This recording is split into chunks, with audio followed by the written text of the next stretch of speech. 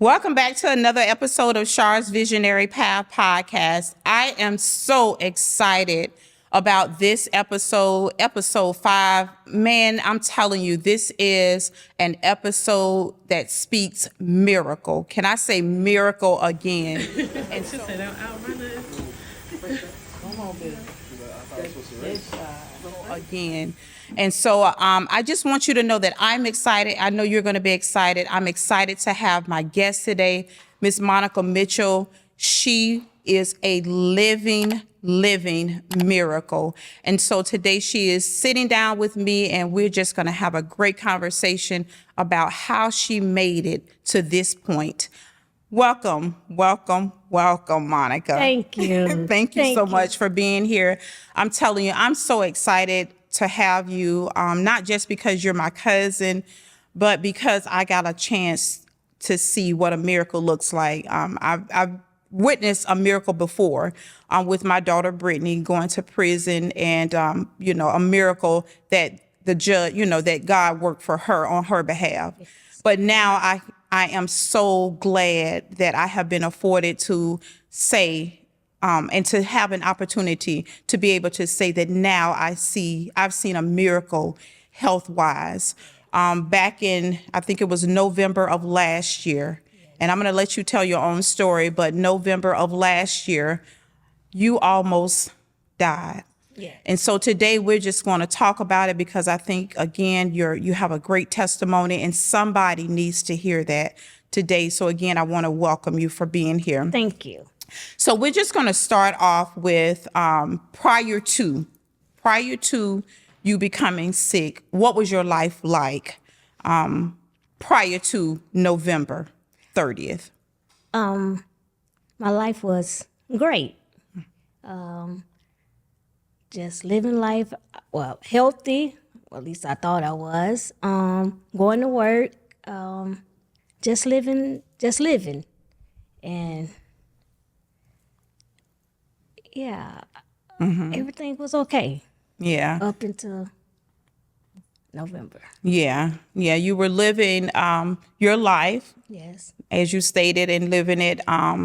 Just you didn't had no idea what was going on. Yeah. But when you say that too, I want to revert back to something too, because if I'm not mistaken, even though you were living your life, you had a good life, you had also been diagnosed with a lupus. Am I correct by saying that? Yes. Okay. So what year were you diagnosed with lupus? 2000 I want to say 16 or 17. Okay. So 16 or 17, I was diagnosed with it. I kept having like flare-ups in my legs and everything. And they did a biopsy on my leg to make sure it wasn't cancer or anything. That came back. And so they did more and more tests. And it came back that I had lupus.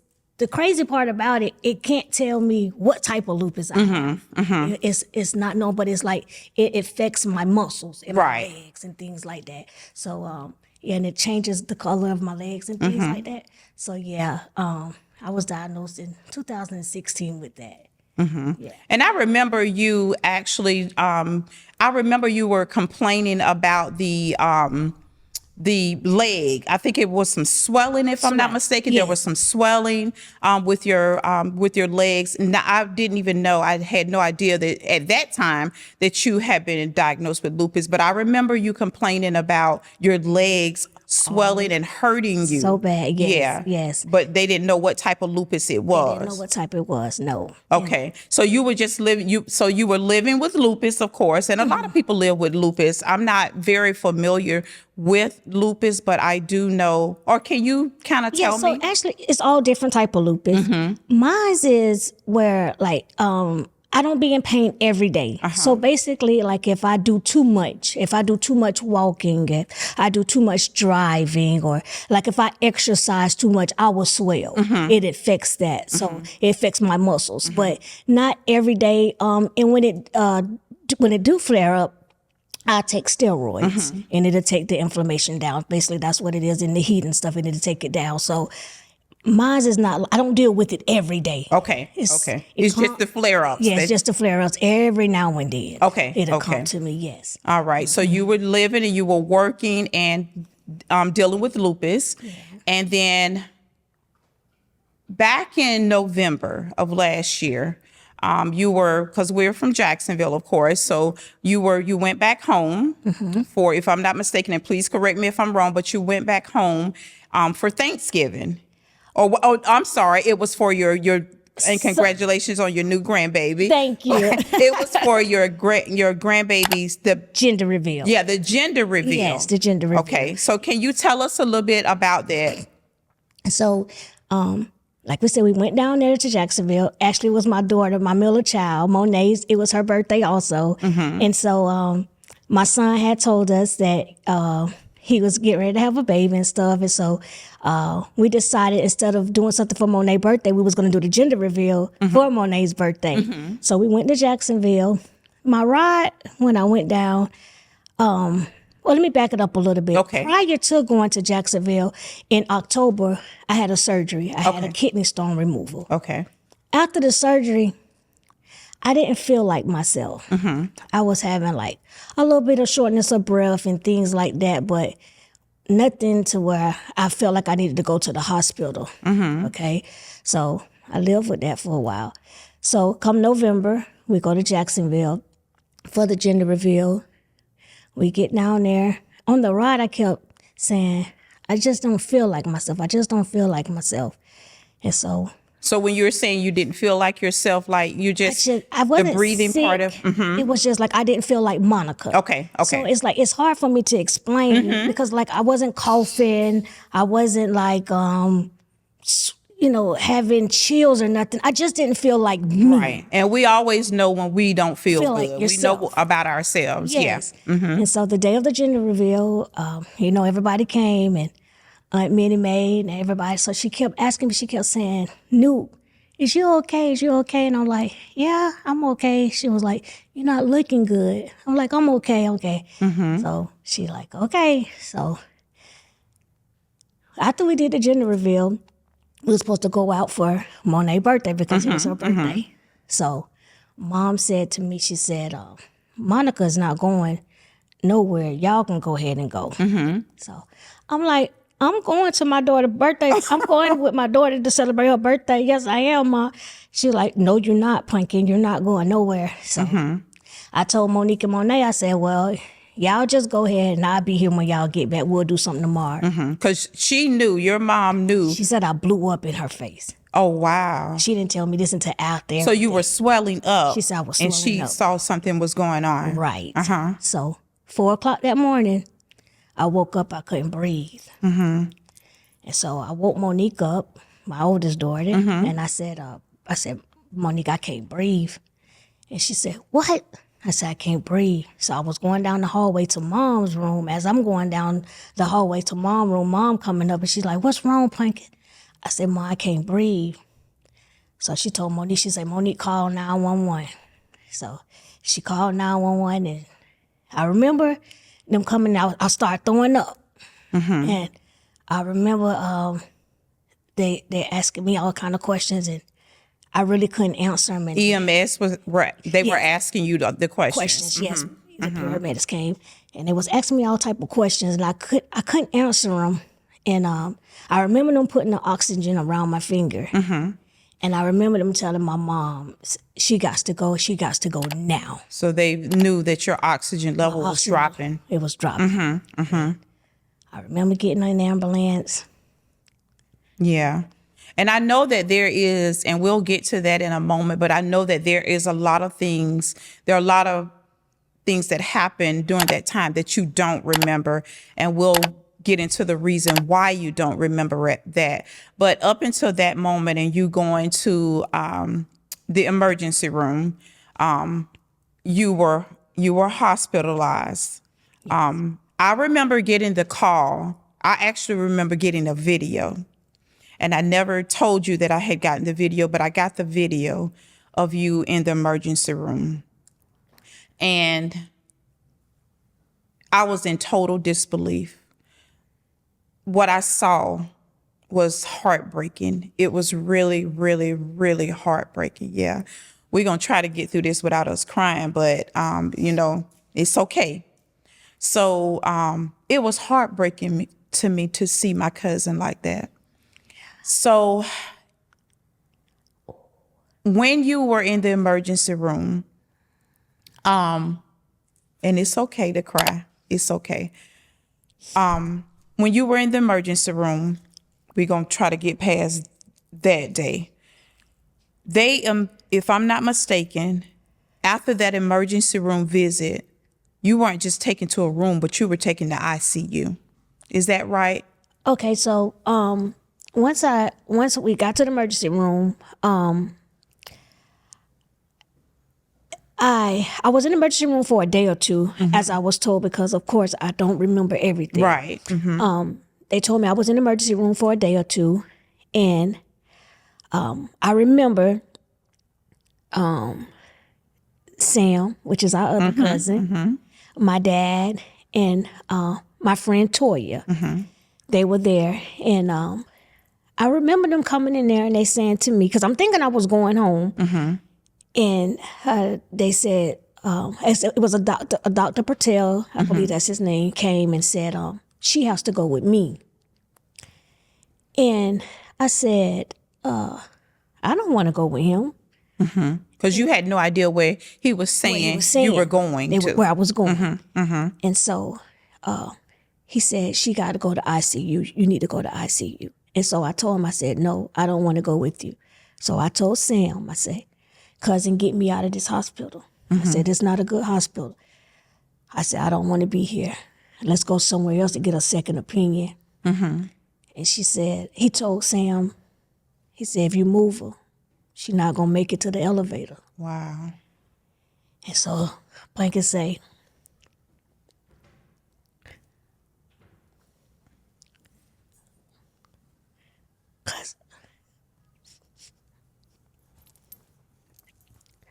cousin, you got to go. So I said, I don't want to die. And she said, if you don't go with him, you have no chance of making it. So my dad said, well, if she go with her, what is the chances of her making it? And so he said, 20%. So he said, 20% is better than 0. So Sam said, cousin, just go. And so I told Toya, I said, if I go with him, I said, only way if I go with him, y'all got to promise me I won't die. So you were very worried about not making it. You were very worried about not making it. Yes. And so she said, well, we can't promise you that, but we're going to pray. So I felt better. And so I end up, telling him that I'll go with him.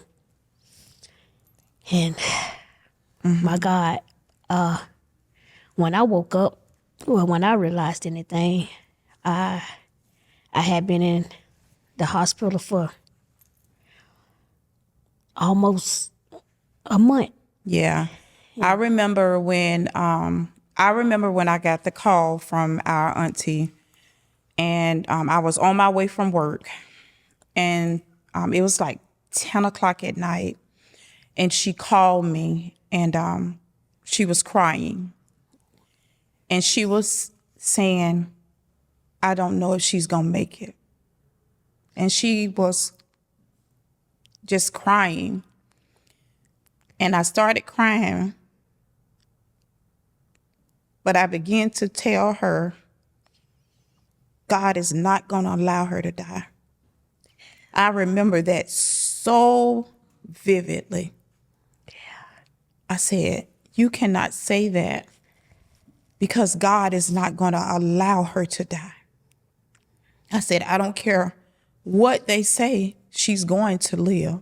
I remember saying that, and I said, and you got to stop crying, because we got to trust God. Yes. I said, we have to trust God. There is no other way for us to do this but trust God. I remember saying that. Yeah. Even though it didn't look good, That's right. even though the doctors said whatever they said, I had to trust God with everything in me. And so the next day, when I think I was either on my way from work or I can't remember exactly what it was, she sent me a message, and she sent me a video of you walking for the first time. And I even looked back at it was a text, and I sent her the text back, and I said, didn't I tell you that God was going to do it? Yes. Didn't I tell you that God was going to do it? Because I remember the date. It was December the 1st or either the 5th that was sent to me. And I kept saying, didn't I tell you God was going to do it? So, looking back though, well, what were you diagnosed with though? Let's talk about your diagnosis. So I was diagnosed with double walking pneumonia in both lungs. And double walking pneumonia in both lungs. Yes, and my lupus was attacking the double. So they were pneumonia. They were fighting against one another, the lupus and then the double walking pneumonia. Right.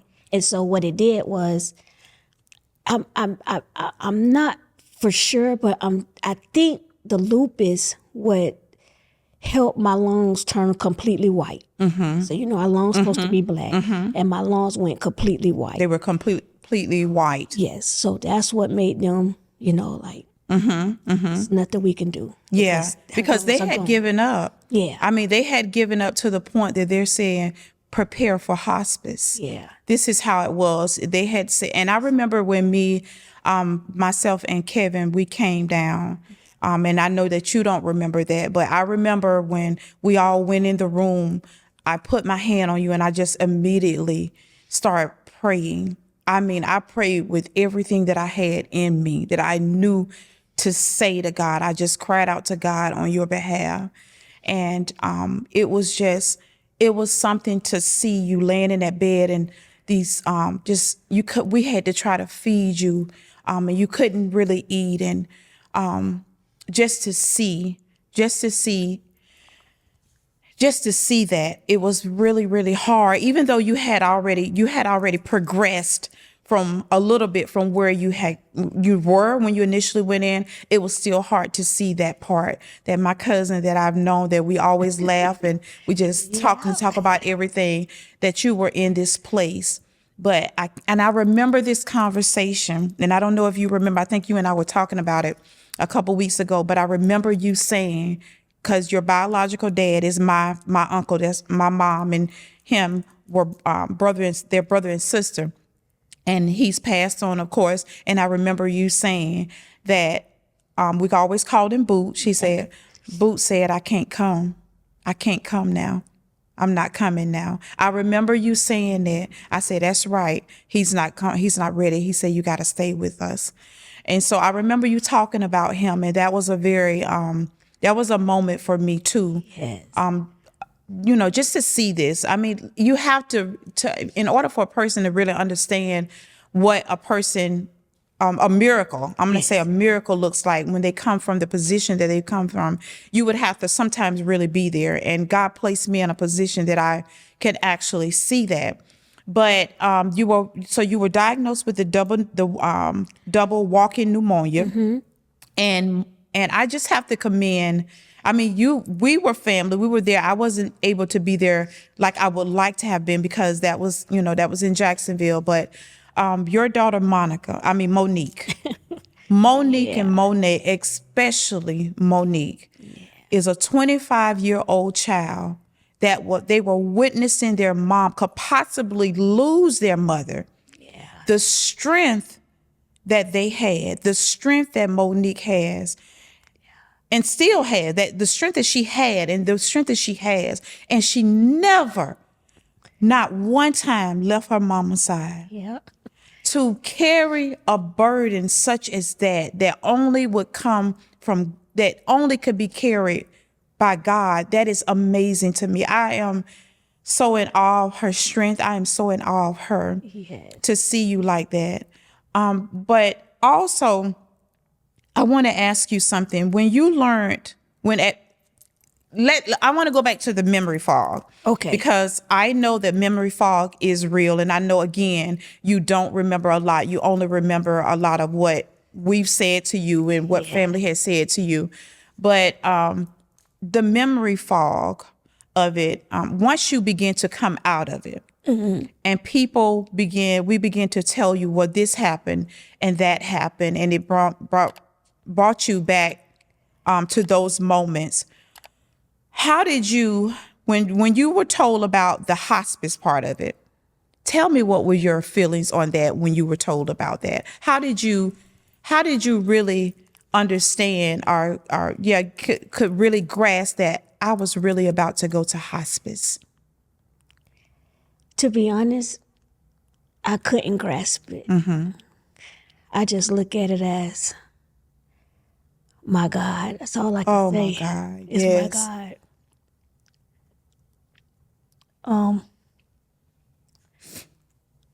But God.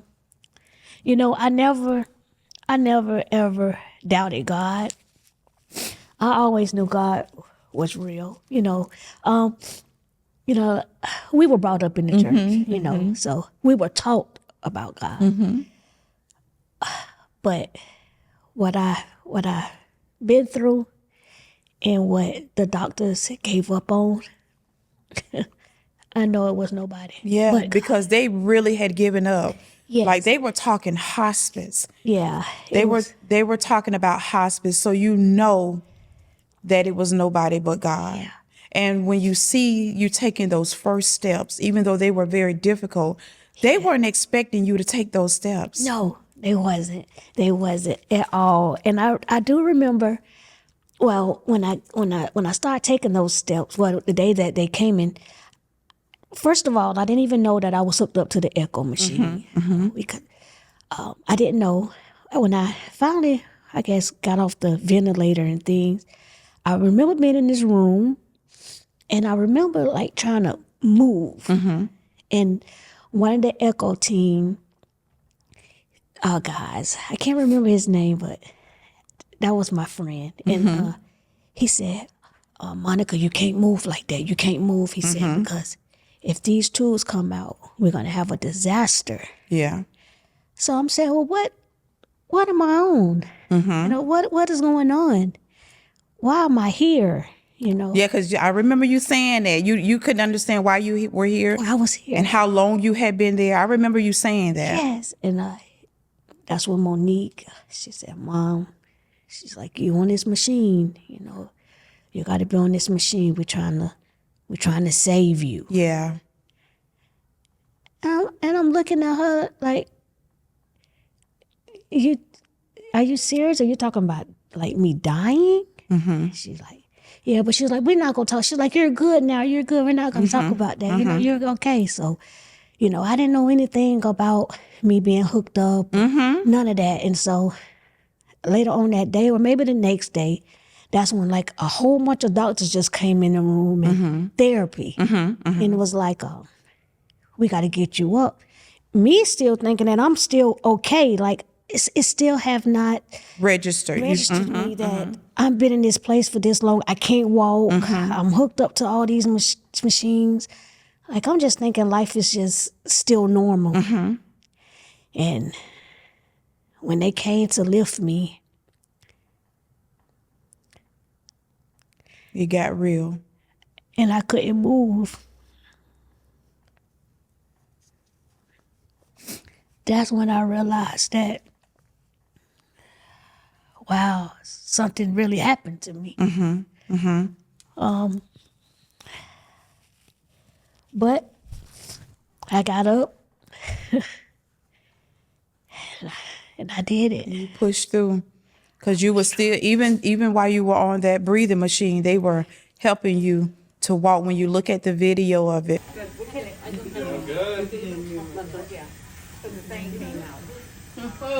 because it was such an amazing story that I think I already said this, but it was such an amazing story that even the hospital, they did a write-up on it. Because it was such an amazing story, because they didn't expect that. No. They didn't expect, and that's why I always tell people, you say this, but what does God say? Yes, You say that I'm not healed, but what does God say? that's right. What does God say? So they were saying that you were not going to make it. They had already said, okay, let's prepare for hospice. We can't give her a lung transplant because of her history with vaping. Yeah. So we've given up. We've given up. But what does God say? And this is such, I'm telling you, I'm so passionate about this because God said, I got something for her to do. Yes. I have something for her to do. And let's go to the vaping, because people don't realize the issues with vaping. They try to substitute the vaping for the cigarettes, but they don't know that what the vaping has in it. Yes. They're vaping, and I tried to do my research on it. Vaping has a lot of things. Like, I mean, it's unbelievable it causes scar tissues, even down to death. Yes. And so in your case, because of your history of vaping, you were not able to get the lung transplant that they wanted to give you. No. Can you touch on that a little bit? Do you remember much about what the doctor said about that? I remember them telling my mom that they wanted to send me to Orlando for a lung transplant. They were calling all these type of doctors and doing all of this, and maybe a couple hours later, or maybe the next day, I'm not exactly sure, but they came back and said, "Oh, she can she doesn't qualify. You didn't qualify for it. Transplant because she's she vapes." And so, like, So did they feel like you had scar tissue from the vaping too that would cause it, or? now if they did, they didn't tell me. I don't know if they told the family. I'm not sure. But they said vape. Monet said that vaping had a lot to do with it. She used to always tell me though, and it's so crazy because my baby used to always say, "Mom, stop vaping." Yeah. She was like, "You just don't understand what it's doing to you." She used to tell me that all the time, and she's like, "People die from vaping, Mom." She was like, "I could see that." She used to send me stuff off of Instagram to my DM, showing me all this kind of stuff. And I said, "Girls, quit sending me that crazy stuff. Crazy. Y'all keep sending me that stuff." And Yeah. it's like, wow, I kind of wished I would have listened. Yeah. Even though I don't think that the vaping got me the double walking pneumonia, I just feel like it may have a part of it. And Right. then me having a transplant could have saved even though my life was still saved. But with me not vaping and I needed a lung transplant from the double walking pneumonia, it wouldn't have been a problem. Yeah. But it's like I kind of handicapped myself because I vaped, and now that's another thing they saying no to. So it's like no, no, no, no, no. Yeah. No, But God's still saying yes, yes, yes, yes. Yes, it Because to me, that's a part of the miracle. Because even though you can't get the lung transplant, you're still breathing. God says, I'm still going to allow her to breathe. Yes. She won't need a lung transplant because I am in control of this. And I just believe God for 100% of your breathing coming back. Yes. No matter what and I know what they're saying now. We're going to get to that in a second. I know what they're saying, but I still believe that God gets the ultimate. He's the ultimate. He's the person that makes that final decision. Yes. And I just believe, even without the transplant, that you're going to be just fine. You're going to have 100, and I'm claiming it right now that you're going to have 100% of your breathing back. And I believe God for that. So I want to ask you this though. You spent what was it? Okay, you went in November the 30th. You came out December the 26th. Yes. After you were released, what was the hardest recovery? What was the hardest part of the recovery once you made it home? And I know you didn't come back to Atlanta, but you stayed in Jacksonville a little bit with your mom and your dad. So the hardest part of the hardest part of me having to leave the hospital on an oxygen machine, me having to leave the hospital on a walker, me having to wear the pins, me not able to do things for myself. And you're not able to work Wasn't able because to work, we are workaholics. Yes. And me not having my normal life. It's like, even though my kids never gave me an impression that I was too much or they were getting tired or nothing like that, I just knew that, I just felt like I was a burden because, of course, I couldn't get up. I had no strength. They would have to lift me, sit me on the toilet, pick me up. So it was just like a life. It was just, I wasn't used to that life. And I used to look in the mirror when I go to the bathroom, and I just sit there and I look at myself, and I just didn't look like Monica. Yeah. I look like an old lady, an old lady on the walker and stuff. And, So it did to you, the physical part, it wasn't so much of the physical part, it was more for you the mental thing. yes, And you felt like you were being a burden. yes. So when you felt like that, did you have any, and I'm just going to ask this question, did you ever have any suicidal thoughts? I'm not going to say that. Well, sometimes I used to just say, God, I don't know why you just didn't take me. You question God, why? Yeah. Not that you had the suicidal thoughts, but you wanted to know, why am I still here? What is my purpose? Yes. What Yes. is my purpose? Why And am I I think still that, and it's so ironic you said it, because I think even us people that aren't sick, we sometimes we go through these seasons of our life that we ask, what is my purpose? Why do you still have me here? So I can certainly understand that. I can relate to that part of it because I've asked those questions myself. Lord, what is the purpose that you have for my life? When I went through everything that I've gone through in my life, but now that I'm here, I'm sitting down with you, Yes. I know my purpose. I know my purpose. So it's okay to ask God, Yeah. They say you what don't is my supposed to question, purpose? but I just wanted to know. And I'm like, I'm here for a reason. Right. And I still, right now, even to this moment, I still don't know why. In due time, I guess I will, know. But I still don't know why I'm still here. But can I tell you this, even though you're questioning yourself of why you're still here, you're here right now. And I told you this when you start coming back to yourself, I told you that you were going to be a testament. And this is the beginning of the testament right here, because you have no idea who you're helping right now. But I knew that he was keeping you for a reason. And your testimony is going to be, it's just great. And you're going to help so many people. Because if you don't mind me asking, how old were you when you were going through this? This was just last year. How old were you? How old was I? 43. So you were still young, only 43 years old, and they're talking hospice. They're talking, you've gone through the part of the having to wear Depends, having to wear oxygen machine, having to learn to walk again, having to learn to eat again, having to look into the mirror and say, I only weigh what, 100 pounds, 100 pounds. Yes. And, you're such a beautiful person. So to have to go through that and not really fully understanding the reasoning why, but I believe as time goes on, God will reveal even more and more about that. So I want to ask you, since we're talking about God and you've gone through this, and you're making it to the other side, how has your faith grown with God, or how has it changed with God? Wow.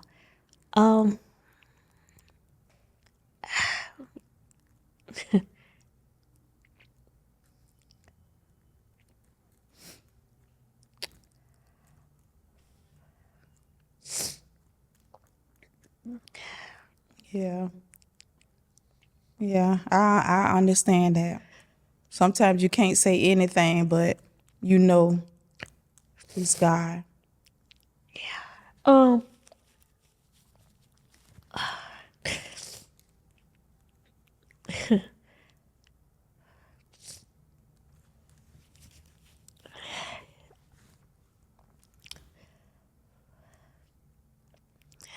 Well, let me ask you this while you gather those thoughts. Let me ask you this. I want to ask you, is there anything, because I think about this often with myself after experiencing what I've experienced with my daughter. Is there anything in your life now that you think you could go through I'm going to say that you can't go through when you think about what God has done for you? And let me see. My thought process is, since I've witnessed what I witnessed with my daughter, there is nothing that's what I want to say. There is nothing that I will go through in my life that will ever make me doubt that God will bring me through it. Yes. So I think that's my question. Is there anything that you feel like in your life that you will go through that now that you've experienced that you would ever doubt what God would do for you? No. Nothing. Nothing. Nothing. Nothing. And I'm so like that. There is nothing that I could ever do that would turn my back on God Yes. because I've witnessed him. When you witness God firsthand, Yes. there is nothing that you can go through. Yes. Yeah. Yeah. And that's the way you feel. Yeah. Yeah. Because, honey, you used to be in the club, child. You were in the club, baby. Yes. We asked Nuke, you're Monica, but you're Nuke to me. I've always called you Nuke. And we call Nuke in somebody club. Somebody club. But let me tell you what God will do. He'll bring you out the club. Yes, he will. Yes. Yes. He will bring you out the club. I will say that since I went through what I went through, it has humbled me. Wow. It has. It really has changed me. And I was just telling my kids this just a couple of days ago.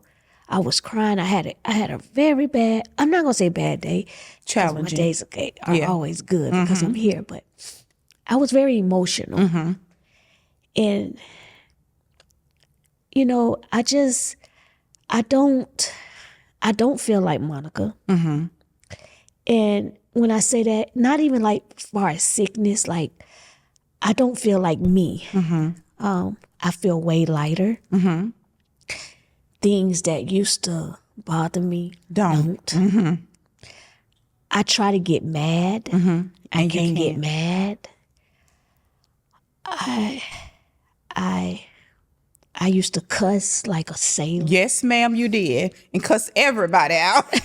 Yes, you did. You didn't play. And ready to fight. Yes, and I don't even have it in me. I don't have it in me. Yeah. So sometimes I always say, well, I don't know why I went through what I went through, but sometimes I say, maybe the life that I was living, it wasn't the life that I was supposed to live. Yeah. So God had for me to go through something to humble me. Yeah. Yeah. And so. And sometimes we have to do that. Yeah. He'll find a way to change you, especially when God has his hand on you. Yeah. When God has his hand on you, there is only so much he's going to allow you to do. And he will back you in the corner. And I used to tell my daughter that whatever God has to do to get your attention, he's going to do it. Yeah. So yours just happened to be, I almost lost my life, but God. But God. There is no other way to say it but God. I'm telling you. Yes. So I want to ask you a couple more things.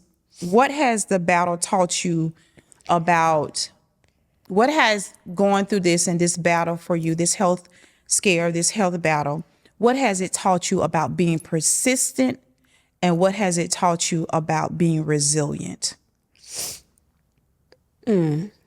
So. Has it taught you about not giving up? Yes, not giving up. To know that you could do anything that you put your mind to.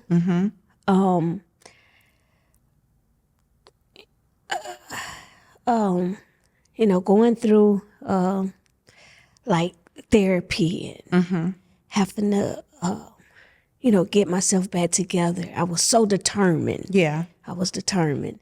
And so it was, yeah. And in a way, you had to be persistent, even in the hospital room because, knowing that people were giving up on you. There is no other mentality I would have but I want to live. I want to live. And in order to live, you have to be resilient. You have to be persistent. You have to push through it. And I see all of those things, even with you now, because you're still battling some things. Did you want to kind of briefly talk about that? Or if you don't want to, that's perfectly fine. Oh, well, I mean, I could talk about it. Of course, I was on the echo machine, and the echo machine, it helps, but it doesn't help. It helped save my life, besides God. But after, it kind of, I ain't gonna say destroyed me, but it kind of, messed me up in the inside. Left some scars. So left some scars, yeah. So my lungs will never be the same. My lungs look like a shattered glass. I would die with that. My breathing is up and down. I was doing good. I went to the doctor yesterday, and we got to go back a little bit to get some things to see. I'm starting to lose breath more often now. So it's kind of, I'm not going to say it's a battle because I'm thankful that I'm here. And I feel like whatever I have to go through, I'm going to go through it happy because I have my life and nothing is perfect. Yeah. And you just have to, keep pushing. Yeah, You keep pushing. God didn't bring me this far to say, okay, it's over. Right. I don't feel like that. Does it get tough? Yeah. Yeah. Do I want to be back normal? Yeah. But I won't let that put me in depression. Like I will not I'm not going to do that. Yeah. I'm going to continue. And yeah. And that's the thing to do. Like even in life, we just have to do that. Even in life, we just have to keep pushing, keep going. And that's just not for health. That's just life. Life has challenges. And so, but still, just to look at you from where you were back in November, and it hasn't been a full year. And even though you still have these challenges and you're still facing health, the things that you have to go through to keep pushing, like the breathing and all of that. And it's going to be, again, I say God is going to allow you to see 100% breathing. And I'm claiming that. I believe God for that. And I truly believe that whatever I petition to God, that he hears my prayers. Oh, yeah. And so, I'm always praying for you. You are always in my prayers. Yes. So one last thing I want to ask you, though, for someone that is going through this battle, it doesn't have to be a health scare. It's just battling life.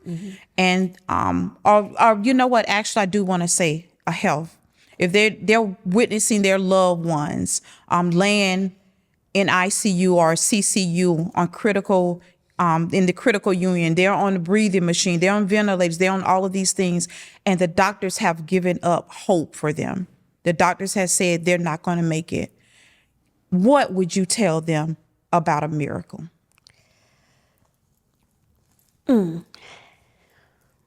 What?